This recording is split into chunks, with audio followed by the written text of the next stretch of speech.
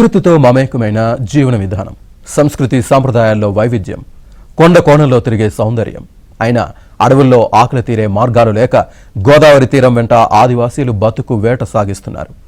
గూడు చెదిరిపోయినా, ఉపాధి చూపేవారు లేకపోయినా బతుకు బండిని నడిపించడం కోసం పోడు భూముల్లో వ్యవసాయం చేస్తూ దుర్భరమైన జీవనం సాగిస్తున్నారు. ప్రపంచ ఆదివాసీ దినోత్సవం సందర్భంగా ఏబిఎన్ స్పాట్లైట్.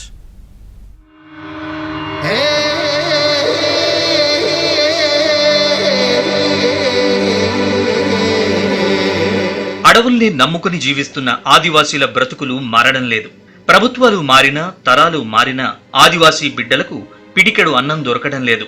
కనీస సౌకర్యాలకు నోచుకోక అటవీ ప్రాంతంలోనే దుర్భర జీవితం గడుపుతున్నారు. తమ హక్కులు కాపాడాలని పోరాటాలు చేస్తూనే ఉన్నారు. ఉమ్మడి వరంగల్ జిల్లాలో 1.74 లక్షల మంది ఆదివాసీల జనాభా ఉన్నట్లు అధికార యంత్రాంగం లెక్కల్ని బట్టి తెలుస్తోంది. ఆదివాసీలకు భారత రాజ్యాంగం ప్రత్యేక చట్టాలు, హక్కులు కల్పించింది. ములుగు జిల్లా ఏటూరు నాగారం పరిధిలో గిరిజనుల సమగ్ర అభివృద్ధి ధ్యేయంగా 1986లో ఐటీడీఏ ఏర్పాటు చేసింది ప్రభుత్వం. కానీ ఏ లక్ష్యంతో ప్రభుత్వం ఐటీడీఏను ఏర్పాటు చేసిందో ఆ లక్ష్యం నీరుగారిపోతోంది. ఏజెన్సీ పరిధిలో ఉన్నటువంటి ఏటున్నర ఐటీడీఏ పరిధిలో ఉన్నటువంటి ఏజెన్సీ ప్రాంతంలో ఉన్న పిహెచ్సిలలో సరైన వైద్యులు లేకపోవడం వల్ల, చాలా పోస్టులు ఖాళీ ఉండటం వల్ల ఈ ఆదివాసులకి వైద్యం అనేది అందని ద్రాక్షగా మిగిలిపోయింది. కాబట్టి పాలకులు ఇప్పటికైనా స్పందించి వెంటనే వైద్యాధికారులను నియమించాలి.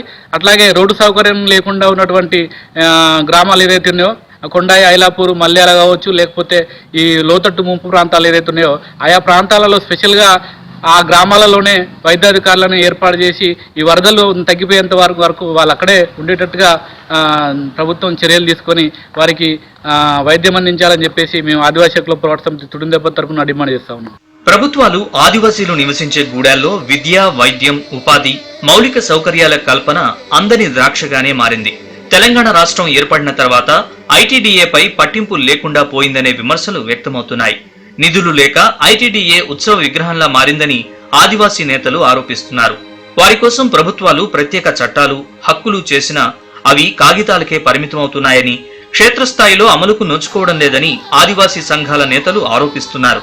అటవీ ప్రాంత ప్రజలకు నడవడానికి రోడ్లు లేక అనారోగ్యానికి గురైతే ఆసుపత్రికి తీసుకొచ్చే లోపు అనేక మంది ప్రాణాలు గాల్లో దీపంలా మారుతున్నాయని ఆదివాసీలు ఆవేదన వ్యక్తం చేస్తున్నారు.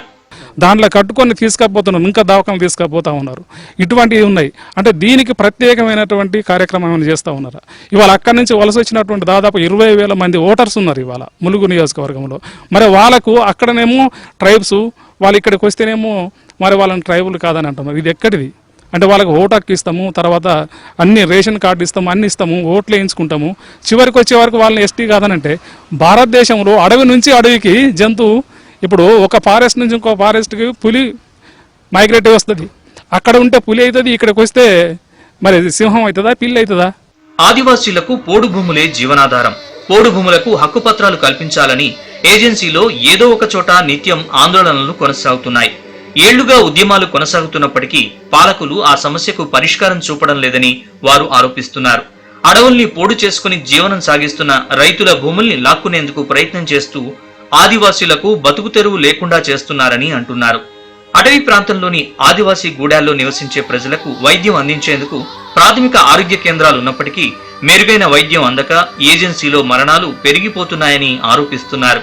వారికి ఏ రకమైనటువంటి అవకాశాలు, పోడు భూములు కానీ, లేకపోతే వారికి వస్తున్నటువంటి 5th షెడ్యూల్లో కానీ 6th షెడ్యూల్లో కానీ ఉండేటువంటి అవకాశాలు ఈ మైదాన ప్రాంతంలో ఉన్నటువంటి గిరిజనేతరులు ఏ రకంగా వారు దోపిడీకి గురవుతున్నారో, ఇలాంటివన్నీ అంశాల పట్ల వారికి ఒక అవగాహన కార్యక్రమాలను కల్పించి రాష్ట్ర ప్రభుత్వం వారిని హక్కున చేర్చుకొని వారికి రావాల్సినటువంటి అన్నిటిపైన వారికి కల్పించాలని చెప్పేసి మేము ఈ రాష్ట్ర ప్రభుత్వానికి విజ్ఞప్తి చేస్తున్నాం. ఇప్పటికైనా పాలకులు ఆదివాసీ గూడాలకు విద్య, వైద్యం, రోడ్లు లాంటి కనీస అవసరాలు తీర్చేందుకు చొరవ చూపాలని, తమ సమస్యలను పరిష్కరించాలని ఆదివాసీలు కోరుతున్నారు.